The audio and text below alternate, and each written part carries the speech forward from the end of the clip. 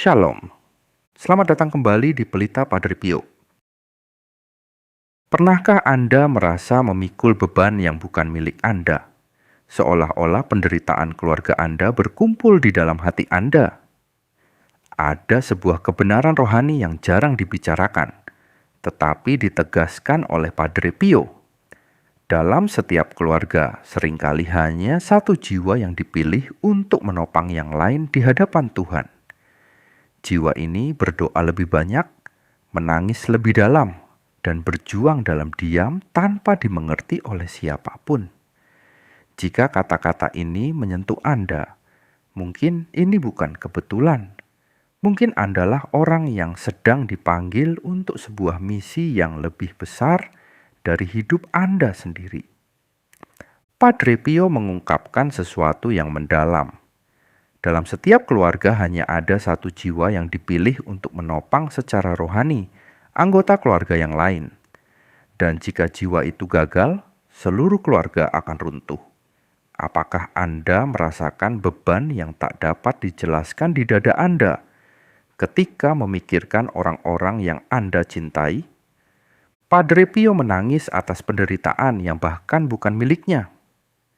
Ia berdoa lebih dari semua orang di sekitarnya, tetapi tidak ada yang memahaminya. Mungkin Anda adalah orang yang terpilih. Jika demikian, ada sesuatu yang perlu Anda ketahui sekarang. Saya akan mengungkapkan tanda-tanda yang tak terbantahkan bahwa Anda memikul misi ini. Tanda-tanda yang akan membuat semuanya menjadi masuk akal. Pria yang menerima stigmata dari Pietrelcina itu memperingatkan bahwa Tuhan, dalam keadilan dan belas kasih-Nya yang tak terbatas, tidak bertindak secara acak. Tuhan melihat generasi-generasi, melihat luka yang diwariskan, dosa yang berulang, janji yang dilanggar, perjanjian yang dilupakan. Lalu ia memilih satu jiwa dari garis keturunan itu untuk menjadi pemulih, seorang perantara, penopang yang tak terlihat di hadapan surga. Namun pahamilah ini dengan jelas. Ini bukanlah pilihan yang nyaman. Ini bukanlah suatu keistimewaan manusia, melainkan beban yang harus dipikul. Seringkali orang ini bukanlah yang paling dikagumi atau paling sukses di mata dunia. Sebaliknya, ia cenderung menjadi yang paling sensitif, paling tidak dipahami, yang memikul rasa sakit yang tidak bisa ia jelaskan. Kesedihan tanpa nama dan pergumulan batin yang tak seorang pun lihat menyertainya. Renungkanlah sejenak. Berapa kali Anda merasa tidak pada tempatnya di rumah Anda sendiri? Berapa kali nilai-nilai Anda tampak berlebihan bagi orang lain? Berapa kali Anda menangis karena situasi yang bahkan bukan milik Anda secara langsung, tetapi melukai hati Anda seolah-olah itu milik Anda? Dalam tulisannya, Santo dari San Giovanni Rotondo menjelaskan bahwa jiwa ini merasakan beban aneh di hatinya sejak usia dini. Bahkan ketika semuanya tampak baik-baik saja, ada kegelisahan, pencarian diam-diam akan sesuatu yang lebih besar. Sementara yang lain puas dengan hal-hal dangkal, ia haus akan Tuhan. Sementara yang lain menertawakan dosa, ia menderita karenanya. Sementara yang lain mengikuti arus, ia melawan, bahkan tanpa benar-benar tahu alasannya. Seolah-olah ada tanda tak terlihat, kepekaan yang berbeda, radar spiritual yang menangkap hal-hal yang tidak disadari orang lain. Dan ini bukan berasal dari kesombongan rohani, melainkan dari luka mendalam yang hanya menemukan kelegaan di kaki Kristus. Dunia mungkin memandang orang itu dan melihat kelemahan. Mereka mungkin melihat seseorang yang terlalu banyak menderita, yang terlalu banyak berpikir, yang menanggapi segala sesuatu terlalu serius. Tetapi Tuhan melihatnya secara berbeda. Ia melihat hati yang dapat dibentuk, jiwa yang bersedia dihancurkan agar yang lain dapat dipulihkan. Dalam kata-kata Padre Pio sendiri, Tuhan tidak memilih yang terkuat di mata manusia, tetapi yang paling bersedia menderita karena cinta. Dan disinilah sesuatu yang perlu Anda pahami dengan sangat baik dimulai. Pilihan ini membawa serta pertempuran rohani yang hebat. Jiwa yang terpilih ini seringkali diserang sejak usia muda, dikelilingi oleh kebiasaan buruk, lingkungan yang berat secara rohani, konflik keluarga yang terus-menerus, penolakan, pengkhianatan, dan penghinaan. Bukan karena Tuhan meninggalkannya, tetapi justru karena musuh mengenalinya sebagai ancaman. Biarawan Kapusin itu berbicara dengan tegas, menyatakan bahwa musuh mengetahui garis keturunan manusia. Musuh mengamati generasi-generasi. Musuh tahu di mana ada celah yang terbuka akibat dosa yang tidak diakui, kurangnya doa, ketiadaan sakramental, runtuhnya kehidupan Kristen di dalam rumah. Ketika Tuhan membangkitkan seorang yang terpilih dalam keluarga itu, neraka pun terusik.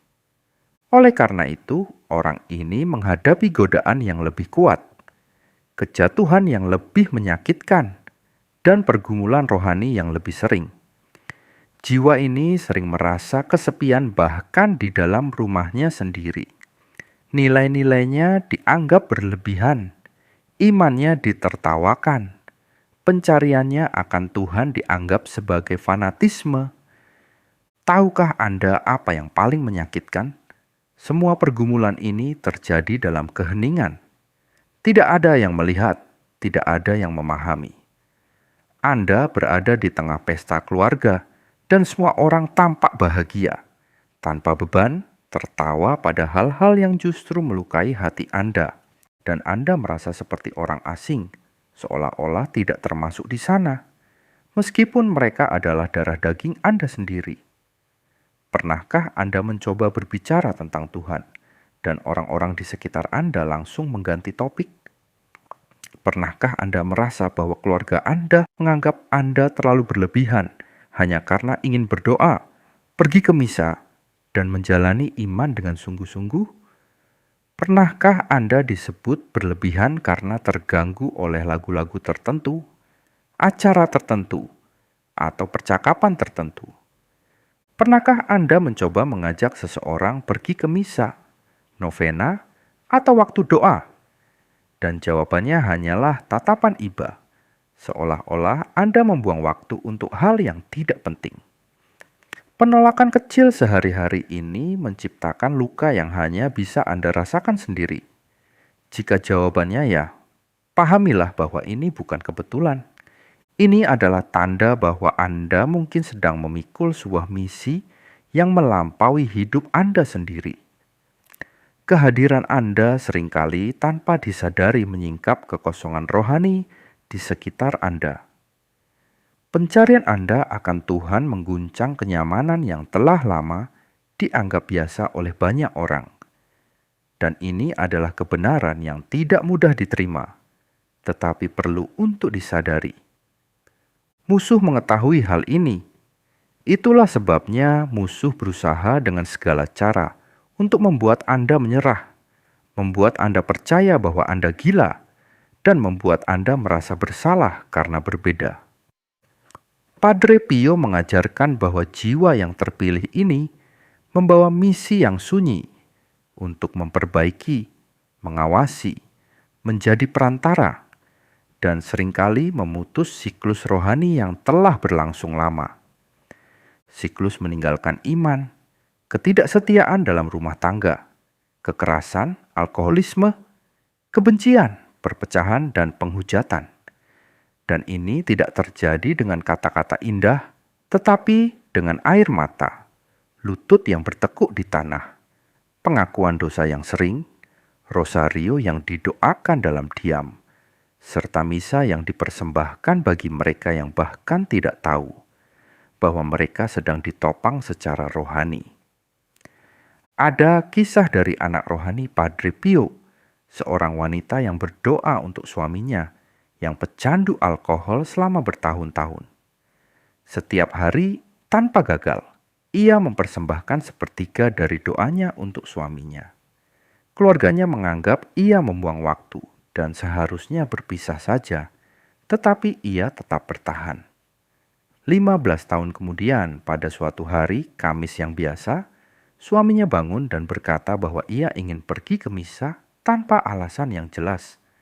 Hari itu, ia mengaku dosa untuk pertama kalinya setelah puluhan tahun.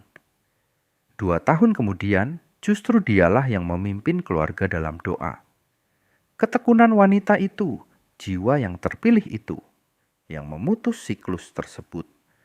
Mungkin Anda melihat silsilah keluarga Anda dan melihat pola yang terus berulang. Mungkin Anda menyadari bahwa dari generasi ke generasi, mereka jatuh ke dalam jebakan yang sama, melakukan kesalahan yang sama, dan menderita akibat yang sama. Dan tiba-tiba ada Anda, berbeda, mempertanyakan, terganggu oleh hal-hal yang selama ini dianggap normal. Mungkin itu adalah siklus pernikahan yang hancur, yang telah berulang selama 3 atau 4 generasi. Mungkin itu adalah kesulitan dalam keuangan, di mana tidak ada yang benar-benar bisa berhasil. Seolah-olah ada batas tak terlihat yang menghalangi pertumbuhan. Mungkin itu adalah kemarahan yang terpendam, pertikaian keluarga yang tak seorang pun ingat bagaimana dimulainya. Tetapi terus meracuni hubungan selama puluhan tahun. Bisa juga berupa menjauhnya keluarga dari gereja, di mana kakek nenek buyut masih beriman. Kakek nenek mulai berkurang, dan orang tua hampir tidak sama sekali. Dan sekarang Anda merasakan panggilan yang mendesak untuk kembali. Seolah-olah Tuhan menunggu dengan sabar selama generasi demi generasi, sampai Ia menemukan seseorang yang bersedia membangun kembali apa yang telah rusak. Pernahkah Anda menyadari bahwa Anda selalu berakhir mendoakan orang-orang yang sama? Apakah Anda merasakan dorongan yang hampir menyakitkan untuk memohon belas kasihan bagi keluarga Anda? Siapa yang menderita ketika melihat anggota keluarganya jauh dari Tuhan? Sang Santo tidak pernah lelah mengulanginya. Ini bukan kebetulan. Ini adalah tanda pemilihan. Namun ingat, dipilih tidak secara otomatis menjamin keselamatan, melainkan berarti tanggung jawab yang lebih besar.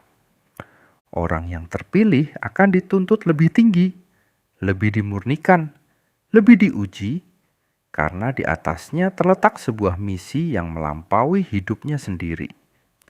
Seringkali orang yang terpilih ini lahir dalam lingkungan yang tandus secara rohani. Rumah di mana doa jarang diucapkan, di mana Tuhan tidak dibicarakan, dan sakramen diabaikan. Justru di sana Tuhan menanam benih yang tumbuh dalam keheningan. Ini tampak bertentangan, bukan? Anda mungkin mengira bahwa orang yang terpilih berasal dari keluarga yang sangat religius, penuh doa, dan tradisi Kristen, tetapi tidak. Seringkali justru sebaliknya.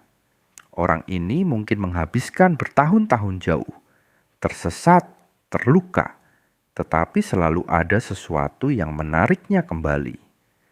Kekosongan yang tidak bisa diisi oleh apapun, rasa sakit yang hanya bisa ditenangkan di hadapan altar, kedamaian yang hanya muncul ketika rosario mengalir di antara jari-jari.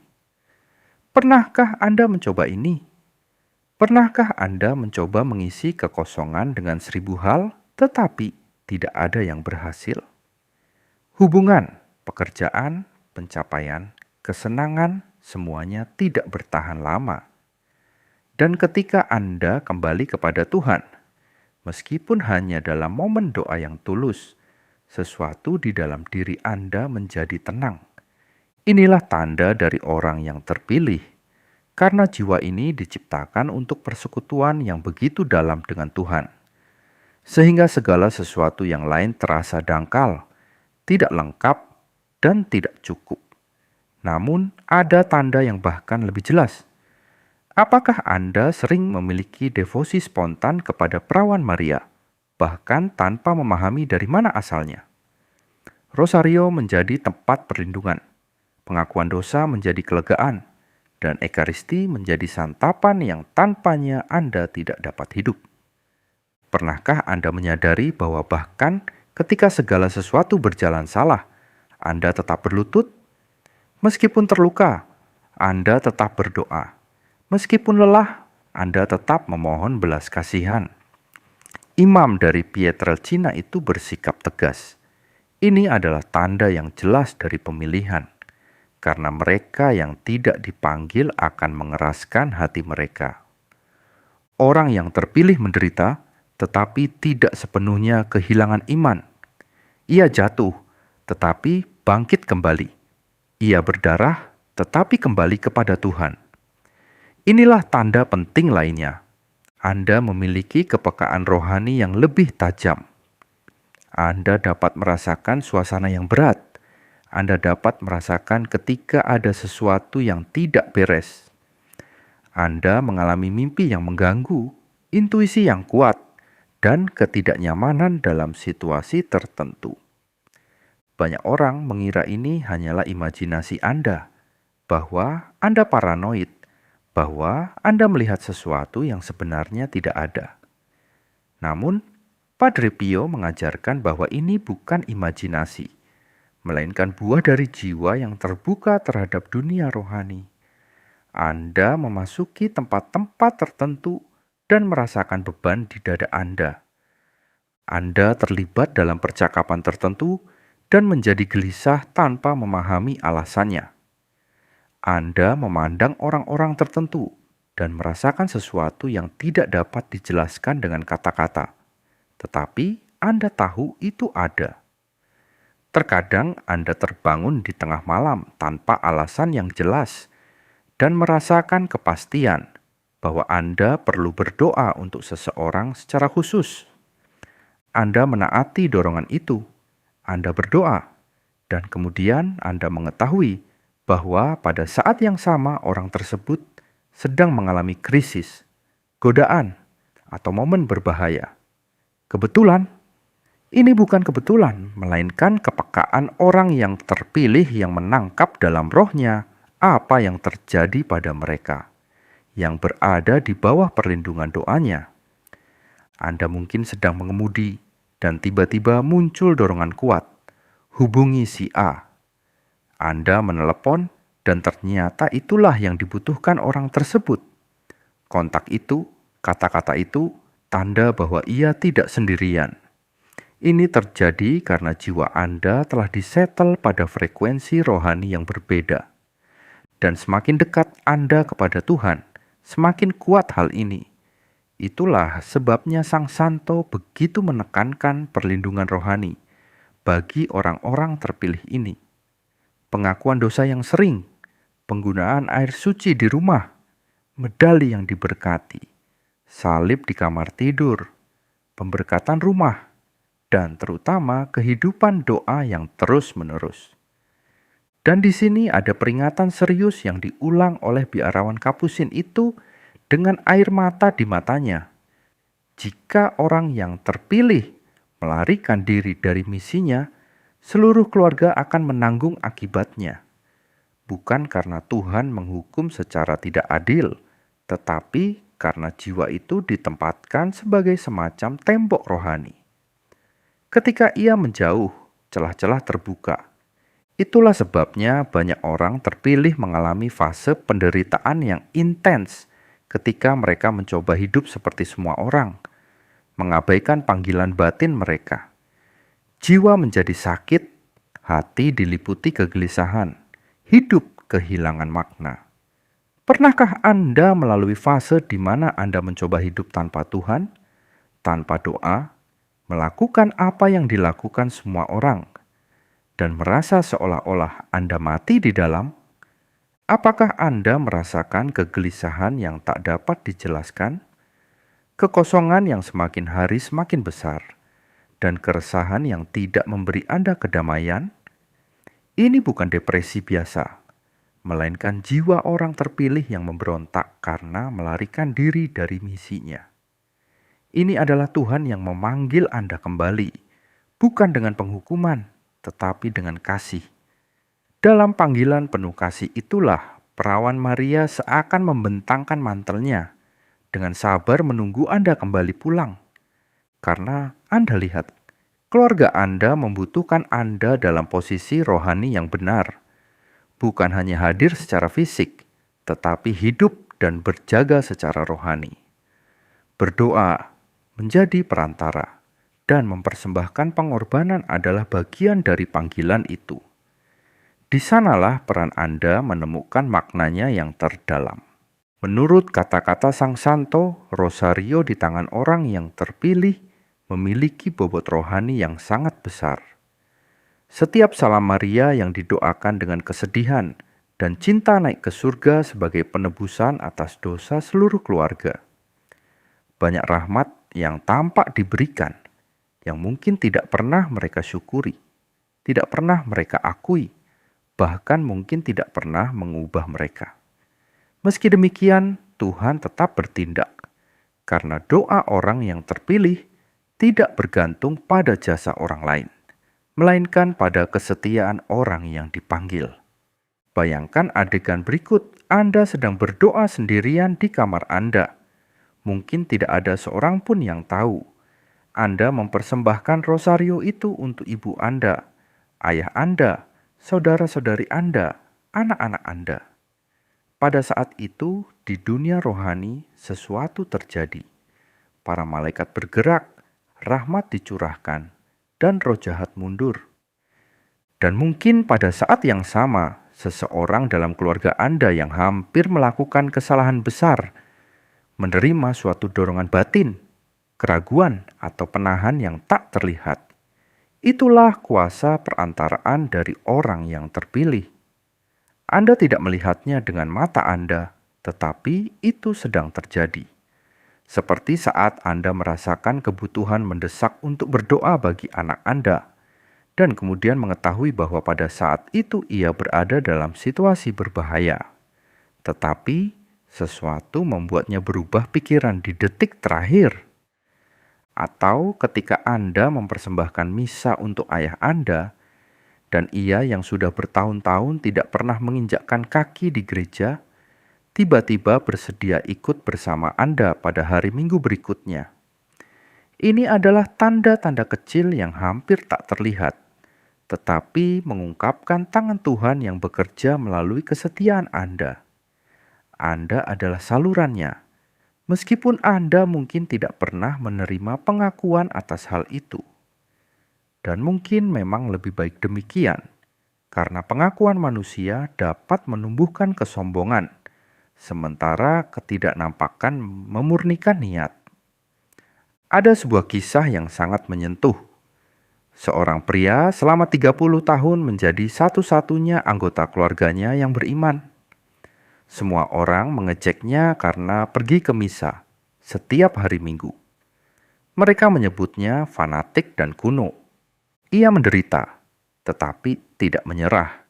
Ia berdoa dalam diam untuk masing-masing dari mereka. Ketika ia meninggal, 3 anaknya yang paling jauh dari iman mulai satu persatu kembali kepada iman. Salah satu putrinya menjadi seorang biarawati. Perantaraannya terus berlanjut bahkan setelah kematiannya.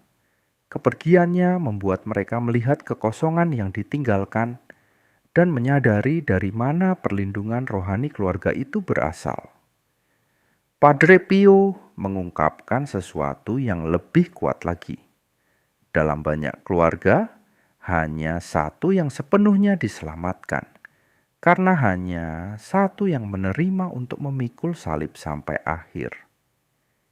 Ini tidak berarti yang lain dihukum, tetapi keselamatan mereka secara misterius melewati perantaraan dan pengorbanan orang yang terpilih itu.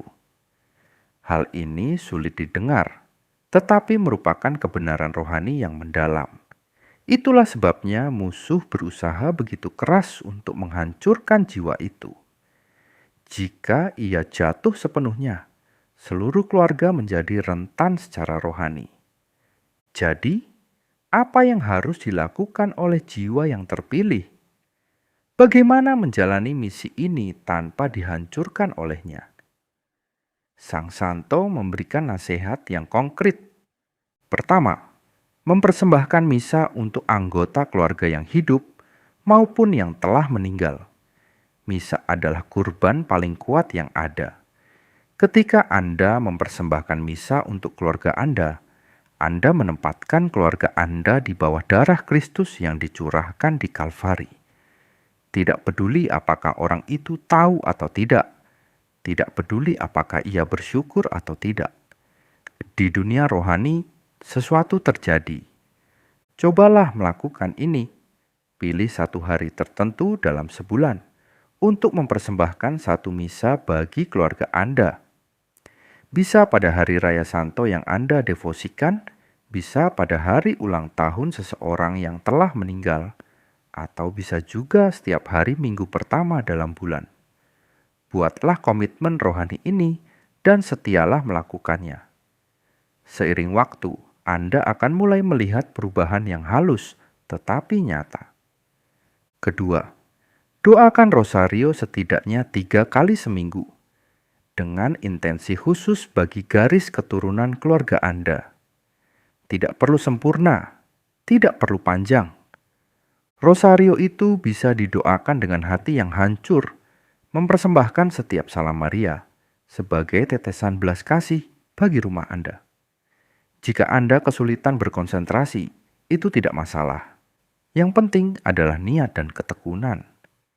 Bahkan jika pikiran Anda melayang selama doa, tindakan hadir dengan rosario di tangan Anda sudah memiliki nilai rohani yang sangat besar.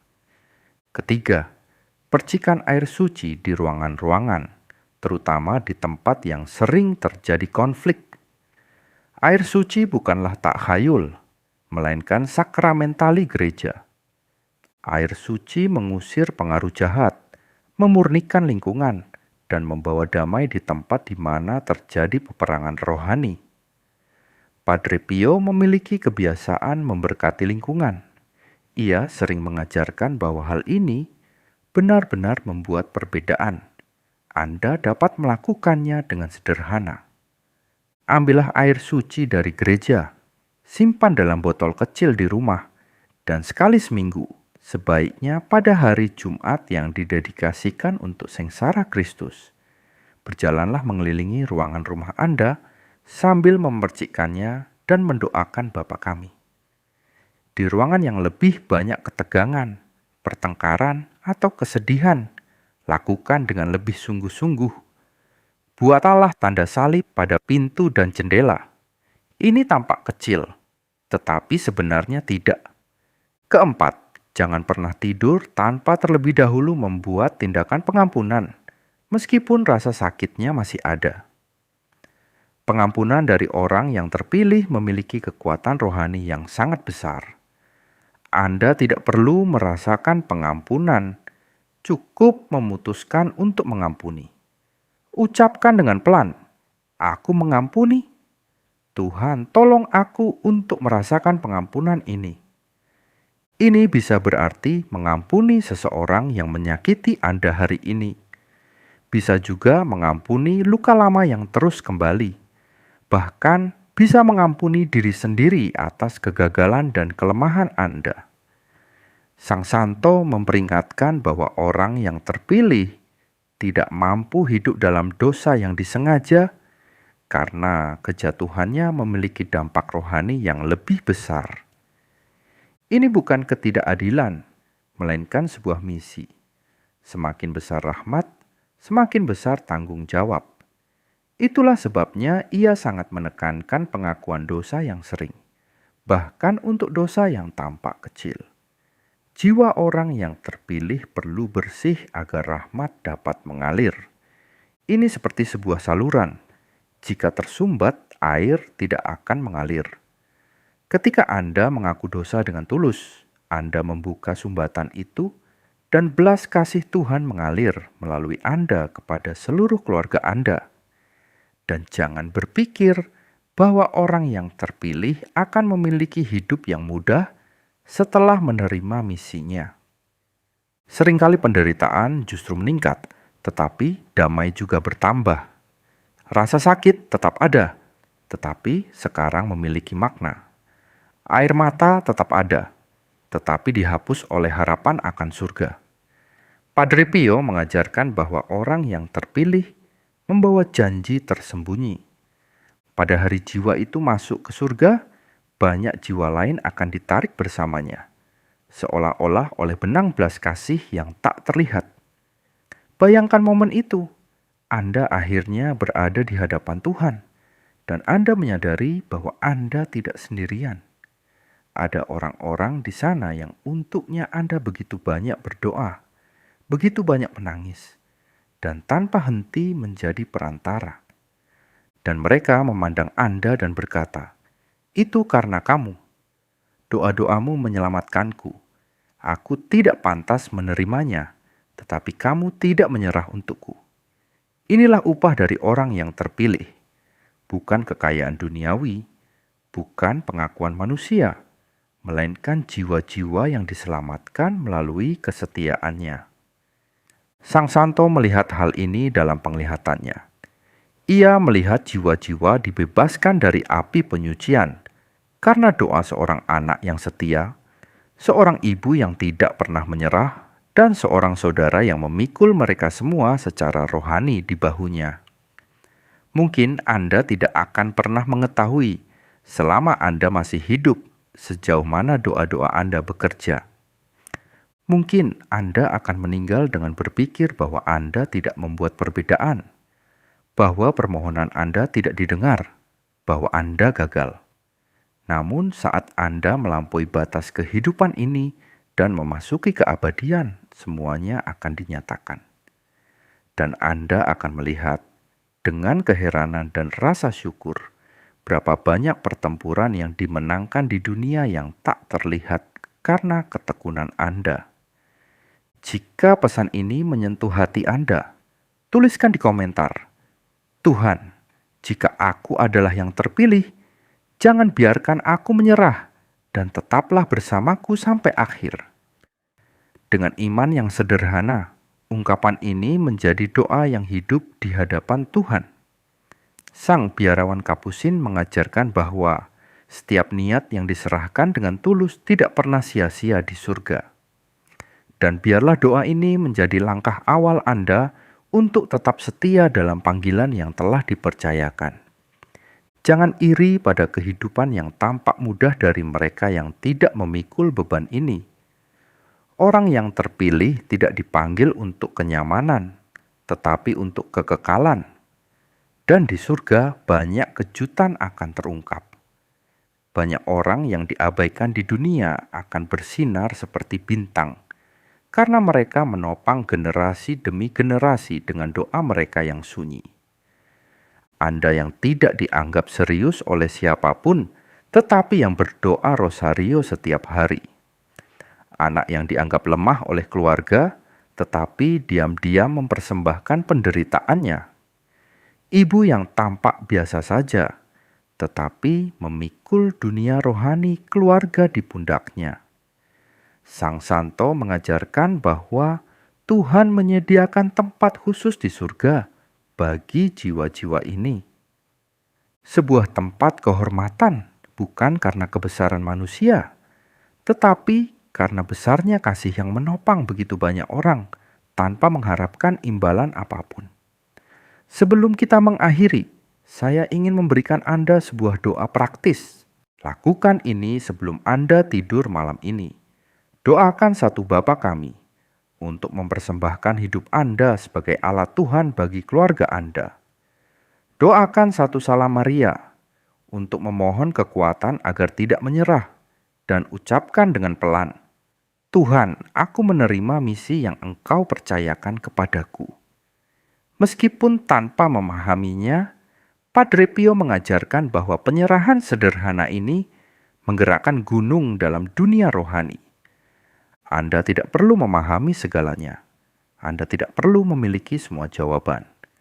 Anda hanya perlu mengatakan, bahkan ketika Anda takut, bahkan ketika Anda terluka, bahkan ketika Anda tidak tahu apa yang akan terjadi selanjutnya. Dan ketika salib terasa terlalu berat, ketika Anda merasa akan runtuh, ingatlah bahwa Anda tidak sendirian. Perawan Maria berjalan di samping Anda. Padre Pio menjadi perantara bagi Anda. Para malaikat menjaga Anda, dan Tuhan yang telah memilih Anda tidak akan pernah meninggalkan Anda. Kalau kamu merasa renungan ini bermanfaat, tolong like, subscribe, dan share. Mari sebarkan kebijaksanaan rohani Padre Pio kemana-mana. Terima kasih sudah ikut dalam perjalanan iman ini. Semoga doamu kuat, imanmu teguh, dan Rosario selalu dekat di hatimu. Yesus, Engkau andalanku. Amin.